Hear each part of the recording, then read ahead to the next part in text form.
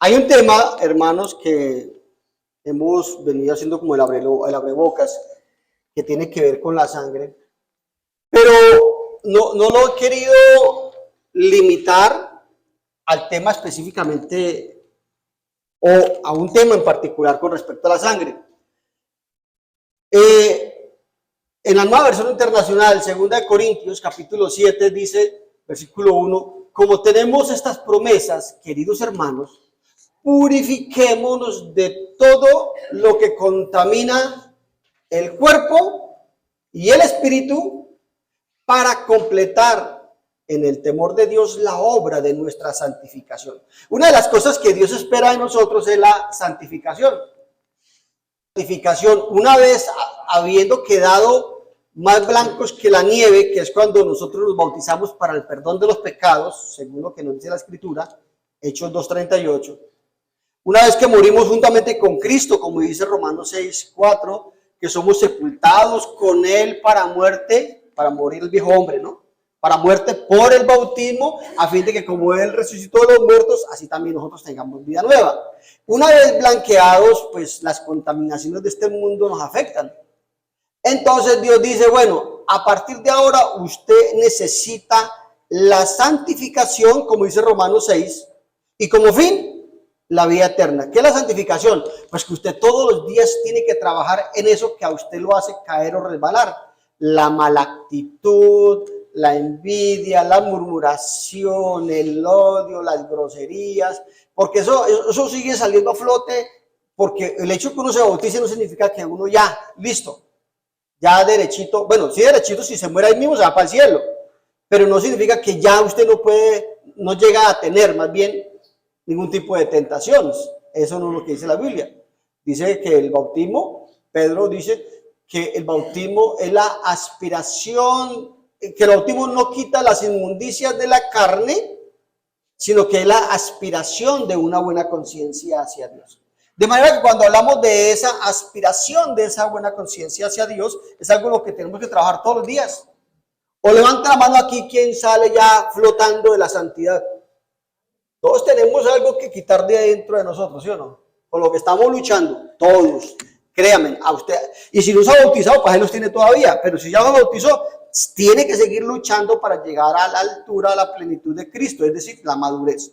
Ahora bien, el texto nos habla acerca de purificarnos, no solamente en lo físico, sino también en lo espiritual, sino también dice en el cuerpo, todo lo que contamina el cuerpo. Y entonces uno dice, ¿cómo así que lo que contamina el cuerpo? Bueno, son muchas las cosas, pero el contexto tiene que ver con el paganismo que existía en ese momento y que hoy día también existe.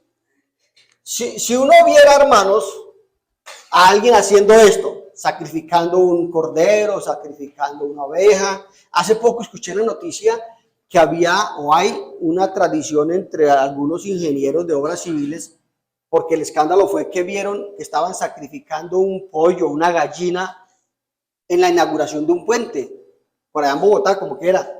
¿Quién vio la noticia? El único chismoso soy yo. Oiga, en serio. Y eso me pareció como curioso porque uno no pensaría eso. Y dijeron que no, que era un ritual entre los ingenieros. Aquí hay un arquitecto. ¿Dónde está? ¿Usted ha escuchado de eso, hermano? Yo lo vi en la noticia, no me lo inventé, y eso fue este año. Bueno, en fin, el asunto es que cuando viéramos esto, cualquiera, ¿qué pensaría? No, una barbaridad. Mire, ¿cómo van a hacer eso así? No sé. Estamos hablando de matarlo y quemarlo en un altar, hermana. ¿Sí es? Uno ahí no va a pensar que se lo van a comer, sino que están haciendo algo que no está correcto, ¿sí o no? ¡Ay, qué barbaridad! O idolatras, van para el infierno. Pero resulta que esto era algo natural y normal si nosotros hubiésemos vivido en el tiempo de la práctica de los sacrificios en el pueblo de Israel. Eso hubiera sido lo más natural. Ahora, la sangre de estos animales era derramada constantemente en esos sacrificios. Era una necesidad de derramarla. Y hoy en día también, pero ya con otro propósito. ¿Ya? Ahora, ¿el por qué? Vamos a preguntarle a Dios que nos diga por qué tenían que derramar la sangre. Porque la Biblia nos declara que este era necesario, el derramamiento de la sangre, para expiar los pecados de acuerdo al Antiguo Testamento. Hebreos 9:22 dice, y casi todo es purificado según la ley con sangre, y sin derramamiento de sangre no se hace remisión de pecados. Es decir, el pueblo de Israel, el pueblo de Dios, tenía que hacerlo para hacer expiación ante Dios. Los judíos tenían un día llamado el día de la expiación. Eso usted lo lee en Levítico 16 y en el capítulo 17 precisa la manera como debían hacerlo. Dice el versículo 11, porque la vida de la carne en la sangre está, y yo os la he dado para hacer expiación sobre el altar por vuestras almas. Había un intercambio, ¿sí ven? Y la misma sangre hará expiación por la persona. Ahora bien, la expiación, de acuerdo al diccionario del señor Vine, dice que era un acto de cubrir o borrar o de reconciliar a la humanidad con Dios a través del sacrificio que eliminaría la culpa y el castigo por el pecado. O sea que la expiación, yo pecaba y entonces mataba un corderito, o si era bien pobre, una tórtola, y Dios me perdonaba por eso.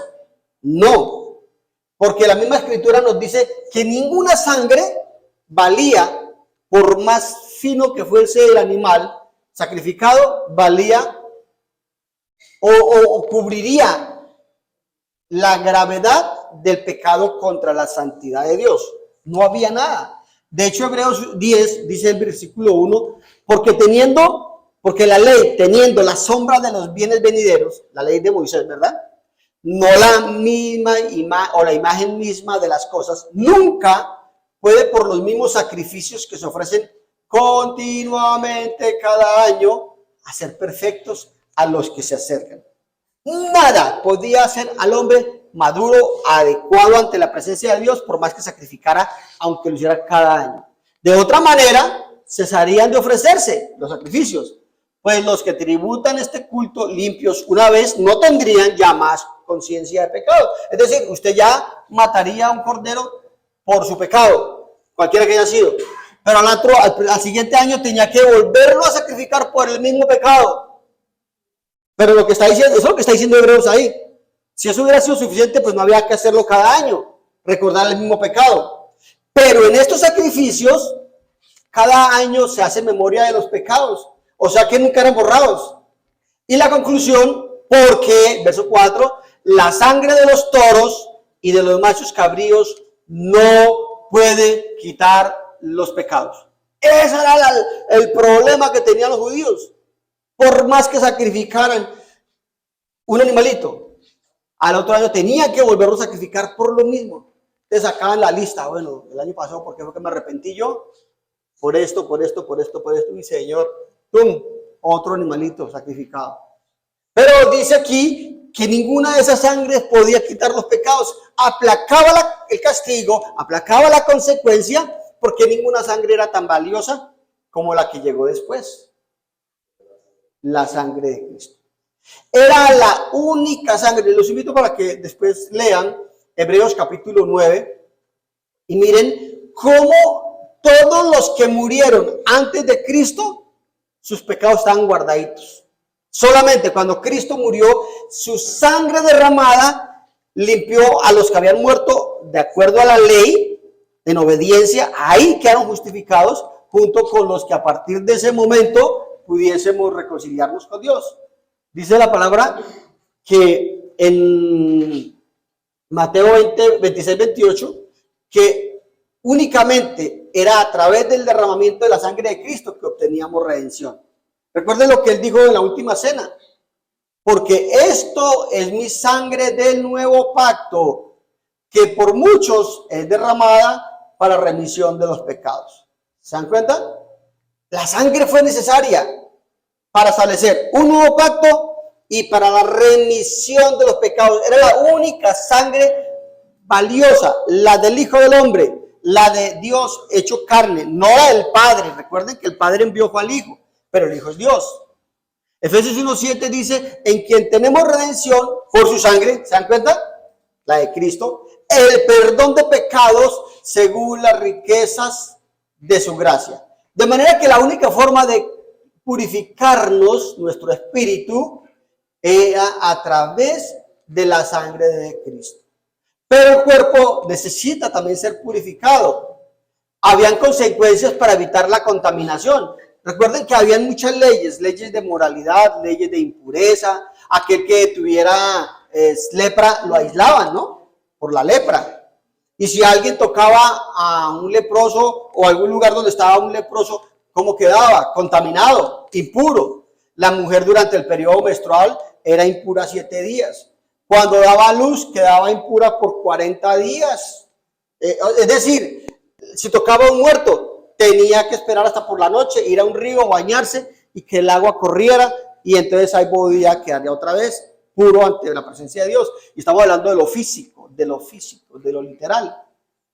Levítico 17 dice que cuando algún israelita o extranjero, y fíjese que aquí no solamente incluye al pueblo de Israel, que viva entre ustedes, cualquiera de ellos que coma cualquier clase de sangre, yo me pondré en su contra y lo eliminaré de su pueblo. ¡Wow!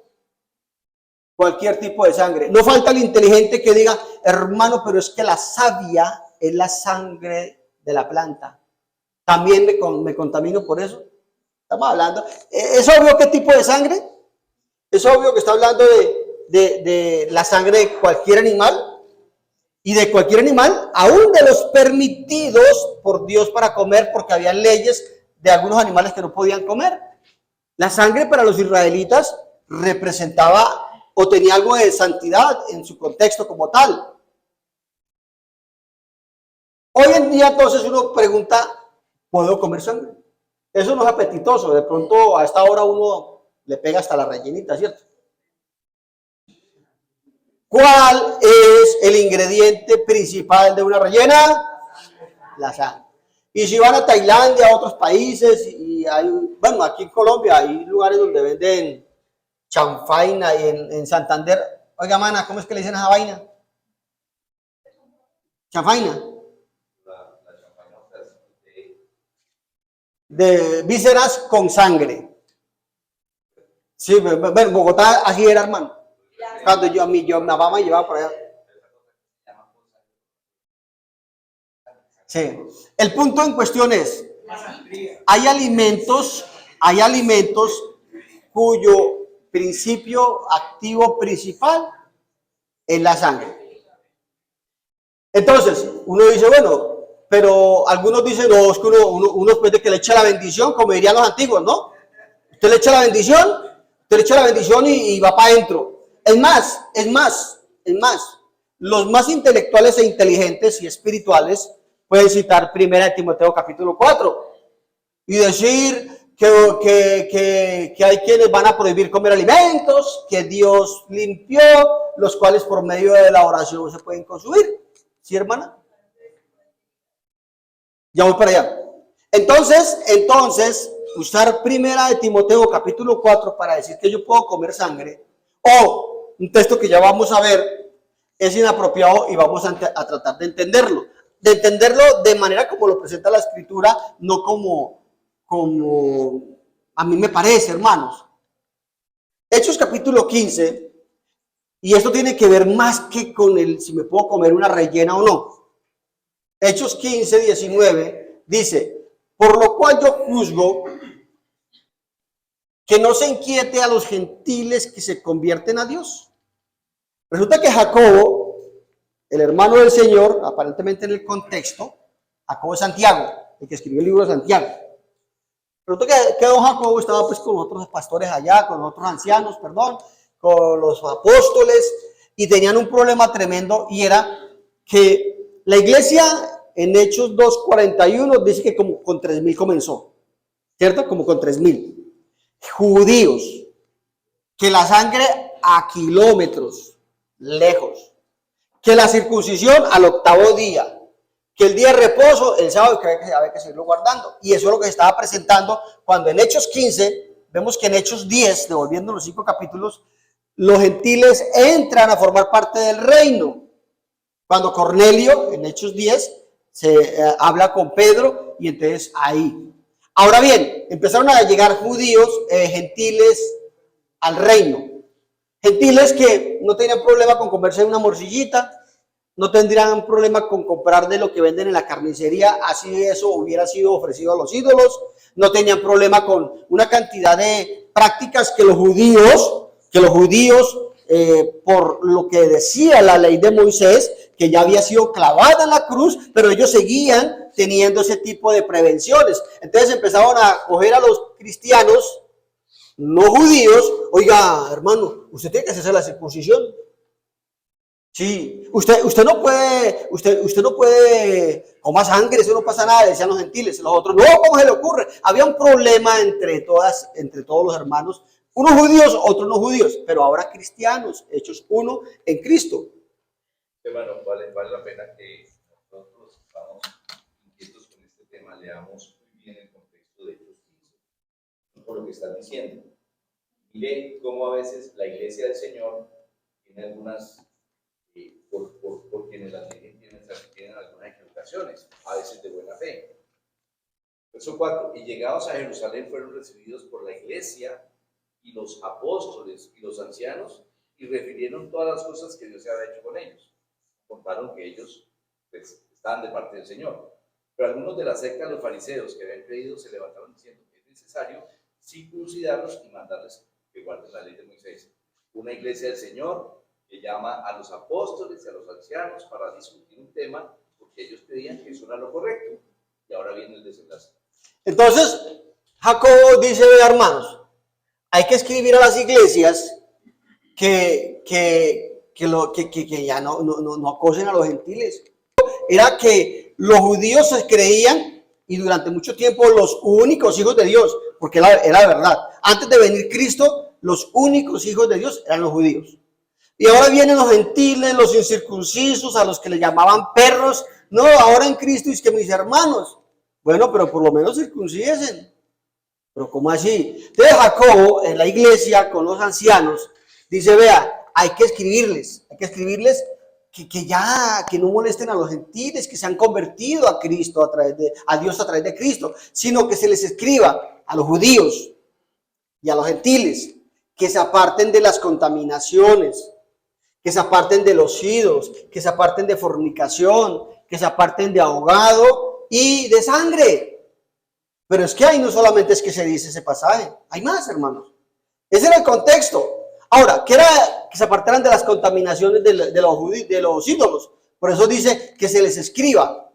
Expresar entonces, ¿qué? Pues la voluntad de Dios, tomando como base la palabra de Dios, claro, que se deben evitar toda deshonra o contaminación con la idolatría, la apostasía y las comidas que Dios había prohibido. O sea, que dejarán de molestar con eso. Entonces, las contaminaciones se refiere a la carne que era ofrecida a los ídolos o divinidades pagadas de los gentiles. Eso es lo que está hablando Pablo, ¿sí? Hoy en día nosotros tenemos como ese lío. 1 Corintios 10:28. Mas si alguien nos dijere, esto fue sacrificado a los ídolos, ¿qué tiene que hacer el cristiano? No lo comáis. Así ni le vaya ni le venga. ¿Pero por qué razón? Por causa del que lo declaró y por motivos de conciencia, porque del Señor es la tierra y su plenitud. Una cosa que juega importante es que hay cosas que uno puede o debería evaluar, son correctas o no correctas. Hay temas de opinión en los cuales mi conciencia es violentada y uno hace algo que la conciencia le dice, yo no debería haber hecho esto. Ahí usted está en pecado porque la conciencia lo está acusando. A menos de, incluso aún la conciencia podría estar equivocada. Entonces dice, vea, no lo comáis. El versículo 20, me devuelvo 8 versículos atrás. Antes digo que lo que los gentiles sacrifican a los demonios, lo sacrifican y no a Dios. Y no quiero que vosotros os hagáis partícipes con los demonios. Y tenía que ver precisamente con las contaminaciones del cuerpo que afectaban la contaminación del espíritu. Ahora, que se aparten de la fornicación, pues obviamente todos sabemos que es fornicación. La palabra original del griego es porneia, que significa las relaciones sexuales ilícitas. ¿Por qué se menciona esto? porque era una práctica entre los gentiles. Los templos a donde ellos iban a adorar a sus dioses paganos, la fornicación era práctica interna, eran unas orgías que hacían allá tremendas. Entonces decía que ellos debían tener en cuenta que aunque eso pudo haber sido una práctica entre ellos, ya no era correcta. Y Romanos 1:29 dice, estando atestados de toda injusticia, fornicación, perversidad, avaricia, maldad, llenos de envidias, homicidios, contiendas, engaños y malignidades. Todo esto contaminaba el espíritu y el cuerpo, claro. Mire, cuando habla de la fornicación, Pablo dice en 1 Corintios que ese es el peor pecado de todos. ¿Saben por qué? Porque él mismo aclara, cualquier otro pecado está fuera del cuerpo, pero el que fornica, uno es con el demonio, porque se unen y los dos son una sola carne. Por eso la importancia de hablar, ¿por qué no dice en el contexto de Hechos 15, por ejemplo, la murmuración, la ira, que dice Efesios 4? No, habla de lo que era más impresionante y trascendental para ellos, ¿sí? Ahora, de ahogado. Esto de ahogado se refiere a animales que se mataban sin el derramamiento de sangre. ¿Quién de ustedes cree que hoy día industrialmente y comercialmente a los animales los matan ahogados? A ninguno. Sépanlo pues. Cualquier pollito, gallina, vaca, oveja, conejo, lo que usted se imagine, todos esos animales son degollados. Pero no porque son cristianos, no, es porque cuando un animal no se le saca la sangre queda en la carne y la descompone rapidísimo. Pero hay una explicación también, hermanos, histórica del por qué a los judíos se les decía no coma ahogado. Primero porque en las regiones donde muchos israelitas vivían habían aguas malas y amanecía un animal muerto ahí a la orilla del río, del lago, y era porque había agua contaminada. Entonces, pues, más de uno dirá, no, pues este animal yo tenía vivo anoche, hoy se murió, pues comámonoslo. Y entonces se podrían enfermar. Pero también el hecho de ahogado tenía que ver porque la sangre estaba en la carne y no era salubre poderla comer. Levítico 17:13 dice, cuando un israelita o algún extranjero que viva entre ustedes case algún animal o ave que sea lícito comer, le extraerá la sangre y la cubrirá con tierra. Oiga, le tienen que echar tierra. ¿Por qué? Pues la vida de toda criatura está en su sangre. Por eso les he dicho, no coman la sangre de ninguna criatura, porque la vida de toda criatura está en la sangre. Cualquiera que la coma será eliminada. Comer sangre entre algunas culturas era normal. De hecho, aún uno ve por ahí en programas documentales que por allá en, no sé dónde era, hay unas tribus que los animales no se los comen, sino le sacan la sangre de la yugular y ellos se alimentan de eso porque allá no tienen mucho que comer. Y es tremendo. Pero muchos lo hacían en aquella época también como un ritual. Yo recuerdo de niño, ahora hace muy pocos años, antes de que el Señor habla que tiene el tapabocas allá, yo recuerdo a mi mamá matando palomitas, sacándole sangre. Que porque la sangre de la palomita eso es buena ¿para qué? Como remedio. Le sacan la sangre de la palomita y se la tomaban con licor. Para la anemia, le ponían un brandicito, no sé qué cosa ahí. Ahora es que le pongan a hacer eso, hermanos. Pero en este caso medicinal, a otros guerreros de otras naciones, al guerrero más lo mataban y se le tomaban la sangre, que para tener la fortaleza de ese guerrero. Los leones mataban a un león y se bebían la sangre, porque es que yo quiero ser como un león. Entonces, entre paganismo y todas las prácticas, Dios dice, no, Señor, es que la sangre yo no la di al animal para eso. Y el que lo haga va a ser eliminado, va a ser eliminado. Deuteronomio 12:16, solamente que sangre no comeréis, sobre la tierra la derramaréis como agua. Y una vez derramada la sangre, ¿qué tenían que hacer? ¿Se acuerdan? Lo que hace el perrito, tapar el gatico, taparla, sepultarla. Capítulo 12 de Deuteronomio, verso 23. Solamente que te mantengas firme en no comer sangre, porque la sangre es la vida y no comerás la vida juntamente con su carne. No la comerás, en tierra la derramarás como agua. No comerás de ella, para que te vaya bien a ti y a tus hijos después de ti, cuando hicieres lo recto ante los ojos de Jehová. ¿Por qué te vas a ir para el infierno por comerte una rellena? ¿Ven? Cuando habla de la sangre, entonces, esta fue una prohibición estricta. Oiga, hermanos, el argumento de algunos para decir que no, usted puede comer lo que quiera, hermanos, esos son fanáticos por allá, torcidos, que dicen que usted no puede comer carne. No, usted eche la bendición o lea 1 Timoteo capítulo 4, versículo 1. Usted ora, usted coma una morcillita, que eso no es pecado. Lo que contamina al hombre no es lo que le entra por la boca. Ah, no, coma sin bañar las manos, a ver si no le da mal de estómago. ¿Seguro?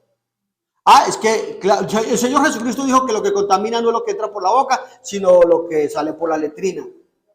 El Señor no está hablando de que usted no tenga que tener aseo, de que usted no tenga que tener higiene. El Señor no está diciendo que usted no pueda enfermarse porque se comió algo descompuesto, hermanos. Es obvio, usted se puede llegar a enfermar. Por más fe que usted pueda tener, usted puede enfermar si come salmonela cuando se va para la costa o se va para otra región.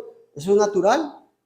Entonces, cuando el Señor habla de eso es porque estaba quebrando una tradición ritual. Una tradición ritual. Era lo que estaba diciendo ahí. Ahora, es que Cristo clavó en la cruz, Colosenses 2:14, la ley de Moisés. Él la clavó. Entonces, mire que usted me está leyendo Levítico, usted me está leyendo Deuteronomio, pero déjeme decirle una cosa, que Dios lo prohibió antes de la ley de Moisés, lo prohibió. En las tres dispensaciones o las tres eras Dios prohibió. Mire, hermanos, en Génesis capítulo 9, la primera dispensación, dijo el Señor, pero carne con su vida, que es su sangre, no comeréis. El Señor clavó en la cruz la ley de Moisés. Y entonces, ¿dónde dejó a Génesis? Que no es parte de la ley. Si está en la era patriarcal, en la era mosaica y en la era cristiana, eso está más vigente que nada. El principio es el mismo. En la dispensación mosaica, lo acabamos de leer, Deuteronomio 12:16, solamente que sangre no comeréis, sobre la tierra la derramaréis como agua. Y ya vimos el Levítico que dice que póngale tierrita, ¿cierto? En la dispensación cristiana, ya vimos Hechos 15, pero ahora el 28. Fíjense que este versículo es complementario. Porque ha parecido bien, ¿a quién? Al Espíritu Santo. Eso no era un tema de Jacob. Ha parecido bien al Espíritu Santo y a nosotros no imponerles ninguna carga más que estas cosas necesarias, que se abstengan de lo sacrificado a ídolos, de sangre, de ahogado y de fornicación, de las cuales cosas, si os guardareis, bien haréis. Pasadlo bien, pasadlo bien. Ah, pero hermano, déjeme decirle que eso era para el problema que había ahí entre judíos, cristianos y gentiles cristianos. Eso fue temporal, me han dicho. Ah, bueno, entonces sí puedo fornicar, porque eso era temporal. Ah, o sea que sí puedo comer de los sacrificados a los ídolos, porque ya ahora ya no hay ídolos, ya puedo comer de lo que yo quiera, como yo quiera. Bueno, esa es una posición aberrante, quizá podríamos decir, porque esto sí, efectivamente, el Antiguo Testamento, la ley de Moisés fue clavada en la cruz, pero vemos que también en la era patriarcal se repite.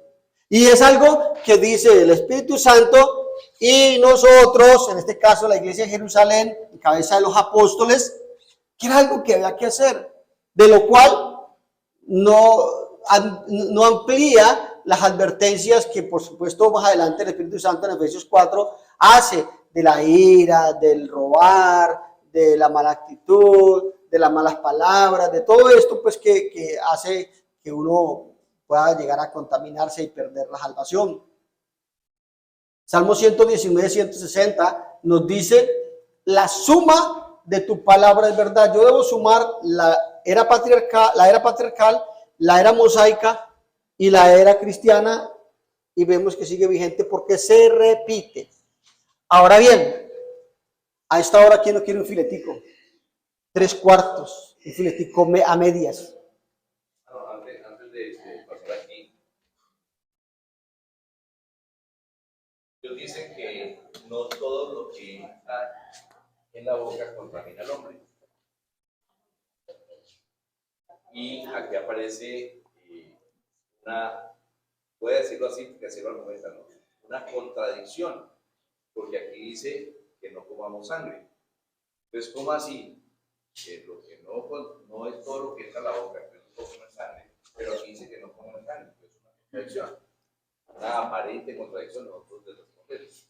Entonces, es muy importante ver cómo el mal uso de la Biblia genera conclusiones erróneas. ¿Por qué? Porque cuando el texto está diciendo, y ya lo dijiste, que no todo lo que entra en la boca contamina al hombre, Dios no está hablando de comida. El contexto está hablando de otra cosa, y es de esa práctica, costumbre de lavarse las manos. De lo que esa práctica la habían convertido en mandamiento de hombres. Además, por eso, usar ese texto mal es precisamente una mala práctica para justificar algo que yo quiero ir en contra del Espíritu Santo. Inocentemente diciendo. La otra, la suma de tu palabra es verdad. Dios dice, efectivamente, que no todo lo que entra en la boca contamina al hombre. Resumemos con este texto. Entonces, no todo lo que entra en la boca contamina al hombre, excepto lo que el Espíritu Santo dice. Porque en la Biblia no siempre todo es todo. Absoluto. Cuando la profecía de Jeremías dice: derramaré mi espíritu sobre toda carne. Yo no vi perritos con el Espíritu Santo el día del Pentecostés. Las vacas, las ovejas tenían, ¿eso es carne o no es carne? Entonces, y ahí me gustaría que leyéramos 1 Corintios, capítulo 15. 1 Corintios, capítulo 15, versículo 39. ¿Cómo dice Gilardo? No toda carne es la misma carne. Una carne es la de los hombres y otra carne es la de los peces. Otra la de los peces y otra la de las aves. Y entonces, ¿cómo es que vino el Espíritu Santo sobre toda carne? ¿Será toda carne de toda carne? ¿O más bien se refería a los apóstoles? ¿Sí ves? Y luego los gentiles. Entonces, no toda carne es la misma carne, sino que una carne es la de los hombres, otra carne es la de las bestias, otra la de los peces y otra la de los aves. Y entonces cuando hablamos de esta carne, y tiene que ver con la pregunta que ahora hacían, por ejemplo, comer hígado o comer carne así, esta carne que vemos aquí jugosita en esta imagen, pues déjenme decirle que lo que le sale al plato no es sangre. Ese jugo rojo es mioglobina. Pero entonces uno durante toda su vida, no, es que a mí no me gusta la carne y así cruda, eso no es crudo. Eso se llama término medio. 3/4 es menos rojita. Pero nunca lo que le sale a la carne o le sale al hígado o le sale al vaso realmente es sangre. Ay, se me olvidó que tenemos un médico entre nosotros espiando. Ese ahorita me arrincona por allá a corregirme. ¿O estoy equivocado, doctor Harold? Diga amén, aleluya, gloria a Dios.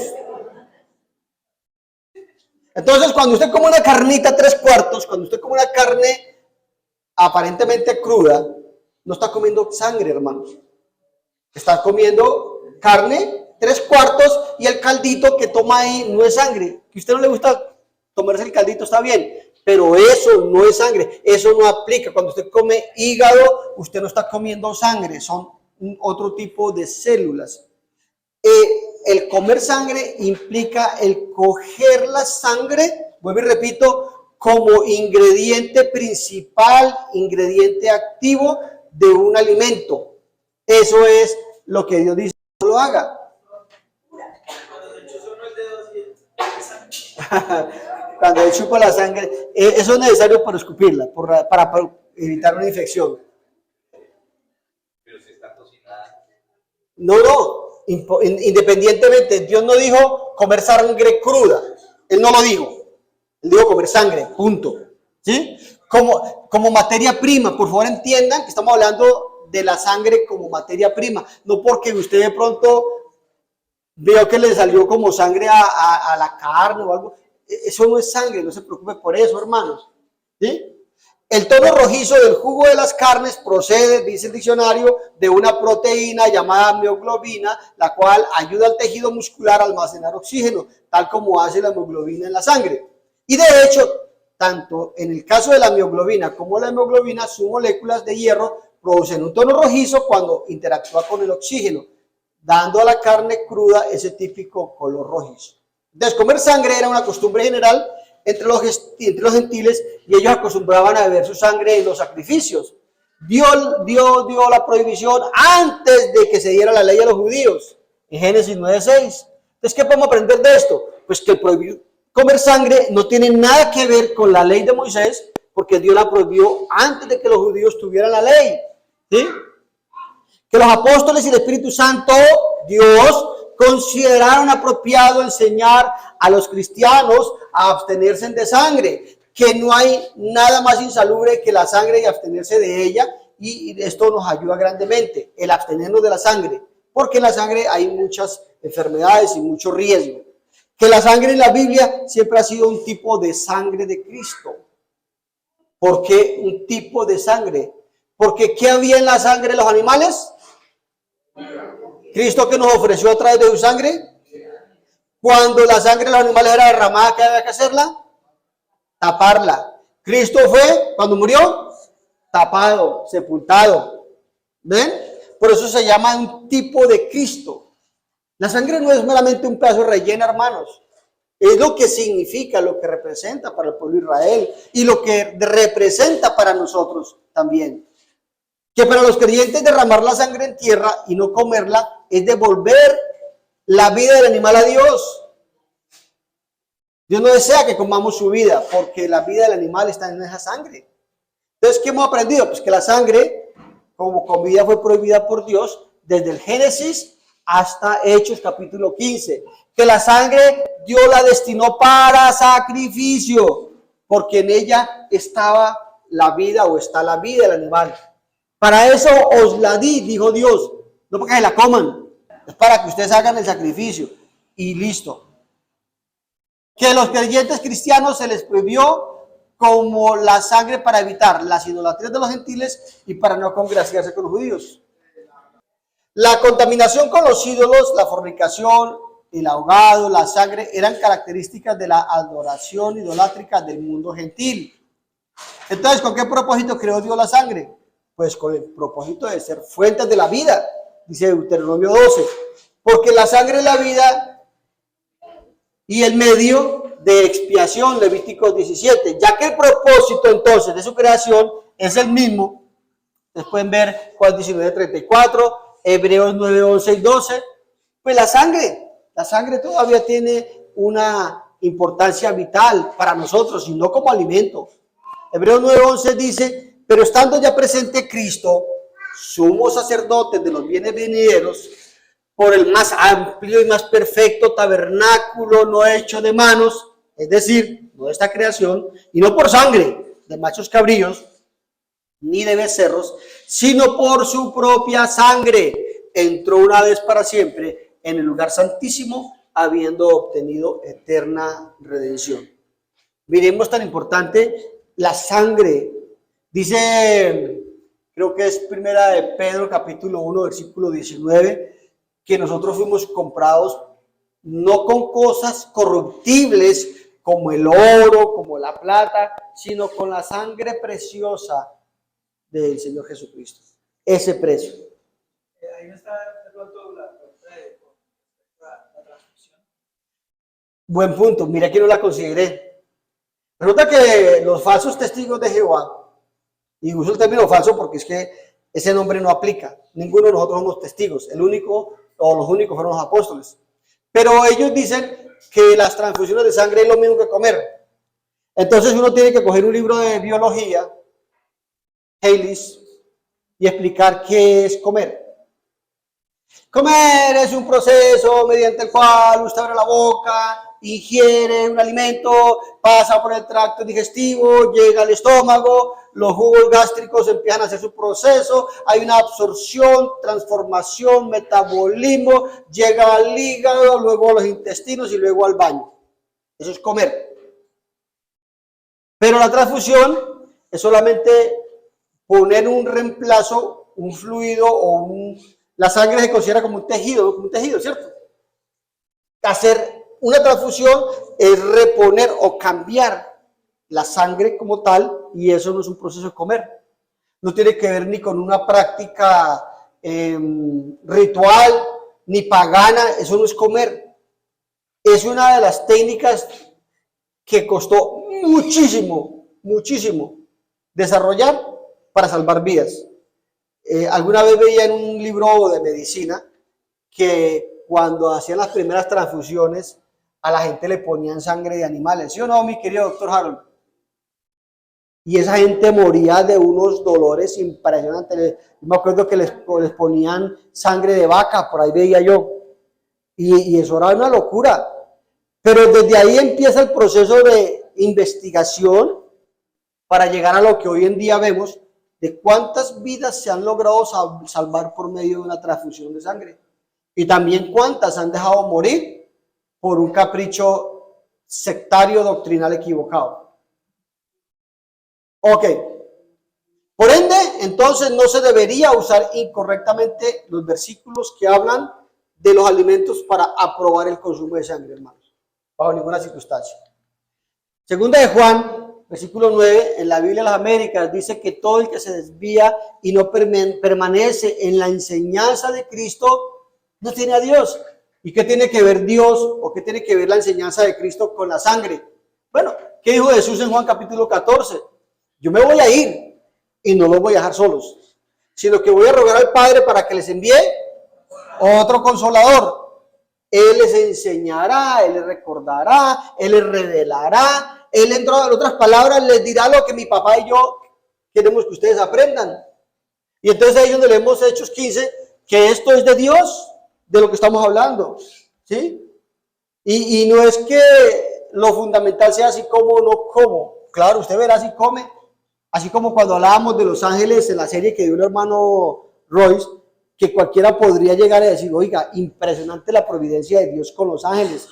Pero yo no sé si ustedes se dieron cuenta que él citó Colosenses capítulo 2, que dice, nadie os prive de vuestro premio, afectando culto a los ángeles. ¿Cómo así? Que si usted se le enseña a su niño, ángel de la guarda, mi dulce compañía, no me desampare ni de noche ni de día, y le enseña a usted y se pone a mirar las noticias por la mañana y como había una sección de los ángeles de angelología y usted le pide a San Orlando, a San Caucho, al ángel del yo no sé qué, al ángel de yo no sé cuándo, y usted le empieza a pedir a todos los ángeles, ¿qué dice Dios? Perdió la salvación. Yo no voy a perder la salvación por pedirle a un ángel, aunque existen y están a nuestro servicio. Yo no voy a perder mi salvación por comer un pedazo de rellena, ¿verdad? Mateo 7:21, el Señor dice, vea, no todo el que me diga Señor, Señor, entrará al reino de los cielos, sino el que hace la voluntad de mi Padre, y la voluntad de Dios es que nos abstengamos de todas las contaminaciones de este mundo, hermanos. Nuestra santidad, nuestra purificación del cuerpo y del espíritu, lo leíamos al principio. Segunda Timoteo 2:5 dice, y también todo aquel que compite como atleta, nosotros estamos compitiendo, hermanos. Eso es lo que quiere decir este pasaje. Es decir, estamos corriendo la carrera, ¿no? Por la salvación eterna. Y todo aquel que compite como atleta no gana el premio, sino compite de acuerdo a las reglas. Entiéndase esto como el que no se somete al nuevo pacto, a la doctrina de nuestro Señor Jesucristo. Eso es lo que está diciendo el pasaje. Usted no va a ganar el premio, hermano, si usted no compite de acuerdo a las reglas. Sí, hermano. Es tan delicado el problema porque la conclusión siempre cuando discutimos este tema con algún otro hermano dice, bueno, al final yo creo que por ponerme un caso rellenar, no me va a condenar. Así termina la conversación siempre. Pero resulta que es tan importante que tuvieron que venir los apóstoles y en presencia del Espíritu Santo dijo al Espíritu Santo, no los molesten por nada. Solo por esto. Excepto esto. O sea, mire lo grave del asunto. La gente lo menosprecia. Dice, no, pero ¿qué puede ser? ¿Qué puede ser? Que por algo que Dios dijo que no, me condenen. Y sería absurdo yo condenarme por un pedazo relleno, que es muy rica, que es muy sabrosa, pero Dios dijo que no. Solamente Dios dice, mire, absténgase de fornicación, de los sacrificados a los ídolos y de comer sangre. Lo dijo nuestro Señor el Espíritu Santo. Y fue una reunión especial. Se reunió la iglesia temprana, la iglesia inmadura, para que Dios les dijera que era lo correcto. Tremendo. Cuando una iglesia lo considera lo que dijo el Espíritu Santo. Hermano, mire que me viene a la memoria dos cosas y quiero hacer un contraste. La Biblia dice que a libertad fuimos llamados. Amén. A libertad. Y muchos hemos considerado que, uy, sí, la verdad que Cristo nos liberó una cantidad de tradiciones, de costumbres. Y había una cosa que los que creíamos en el catolicismo, nacimos en cuna católica, el Viernes Santo o Semana Santa no se comía carne, ¿sí o no? Tradicionales, ¿sí o no? Que la carne el Viernes Santo, uy, no es pecado. Y de hecho hoy en día todavía hay mucho católico que respetan mucho el jueves y Viernes Santo y no comen carne. Y qué bonito como ese temor, ¿sí o no? Los judíos celosos, los ortodoxos, ellos no compran carne si no es una carne kosher. No comen huevos si los huevos no tienen un sello que dice kosher. En Primark hay huevos kosher. ¿Qué quiere decir eso? Que cogen cada huevito y lo ponen en una lámpara así y miran que no tenga ninguna pinta de sangre. Si tiene una pinta de sangre, ellos no se lo comen. Mi hermano trabajó con una almacén de cadena grandísimo en Bogotá. En esa época era Carulla, luego se llamó Carrefour, en fin, ahora Jumbo, ¿no? Mi hermano tenía que ir con un rabino a un matadero y ver cómo al ganado lo desangraban.